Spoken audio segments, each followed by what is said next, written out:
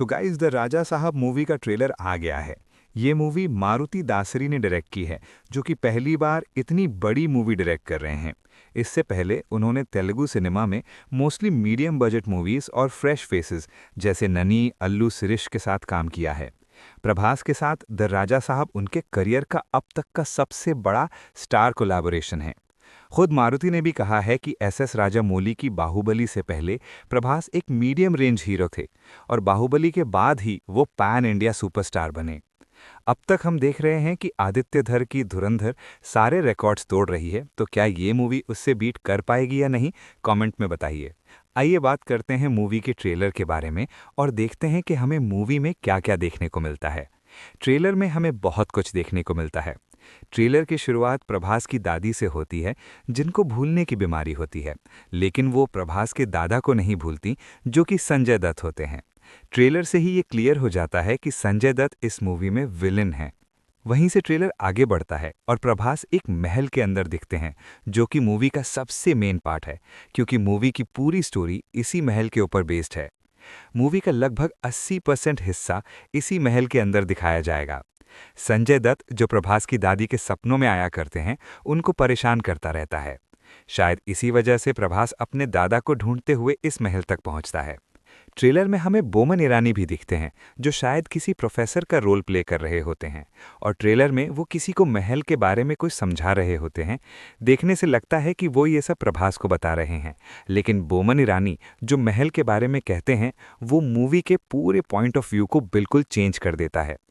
Boman Irani hypnotise यानी वशीकरण के बारे में बात करते हैं, जिसमें लोगों के दिमाग को कंट्रोल करके वही दिखाया जाता है जो उन्हें दिखाना होता है। बिल्कुल स्पाइडरमैन नो वे होम की तरह, जहां विलेन ड्रोन्स की मदद से स्पाइडरमैन को इल्यूजन में डाल देता है। वैसे ही शायद संजय दत्त महल की मदद से लोगों को हिप्नोटाइज करके जितने भी हॉरर सीन्स और भूतिया विजुअल्स हमें दिखते हैं, वो सब रियल नहीं बल्कि सिर्फ एक इल्यूजन हो सकते हैं। इसके साथ ही हमें प्रभास की दादी के बारे में भी पता चलता है कि वो पिछले जन्म में किसी राज्य की रानी थीं, तो हो सकता है ये कहानी पिछले जन्म से जुड़ी हुई हो।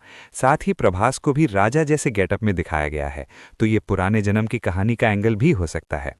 संजय दत्त इस मूवी में या तो भूत का रोल निभा रहे होंगे या फिर एक जीनियस साइंटिस्ट का कैरेक्टर हो सकता है, जो लोगों के दिमाग को कंट्रोल करके इल्यूजन का गेम खेलता है, या फिर कोई अघोरी, क्योंकि ट्रेलर में वो अघोरी के गेटअप में भी दिखते हैं, जहां वो वीरान जंगल में पूजा या काला जादू करते हुए नजर आते हैं। अब बात करें मूवी के वीएफएक्स की यानी विजुअल इफेक्ट्स की, तो ट्रेलर में वीएफएक्स भर भर के डाले गए हैं। जहां ज़रूरत नहीं थी वहां भी हैवी विजुअल इफेक्ट्स यूज़ किए गए हैं। मतलब मूवी का काफ़ी हिस्सा ग्रीन स्क्रीन पर शूट हुआ हुआ लगता है। कुछ एक आध सीन्स को छोड़कर बाकी जगह वीएफएक्स का यूज़ काफ़ी ज़्यादा है। कुछ जगह इफेक्ट्स काफ़ी तगड़े लगते हैं और कुछ जगह लो क्वालिटी जैसे लगते हैं, जैसे कि मगरमच्छ वाला सीन जो बिल्कुल लो क्वालिटी का लगता है, और इसी तरह के कुछ और सीन्स भी हैं। और बात करें मूवी की कास्टिंग की, तो मूवी में प्रभास, मालविका मोहन, रिद्धि कुमार, निधि अग्रवाल, योगी बाबू, संजय दत्त, जरीना वहाब, कियारा आडवाणी, बोमन ईरानी और ब्रह्मानंदन जैसे बड़े एक्टर्स हैं। इनमें से कुछ कैरेक्टर्स हमें ट्रेलर में क्लियरली नहीं दिखते, शायद उन्हें डायरेक्ट मूवी में देखने को मिलेगा।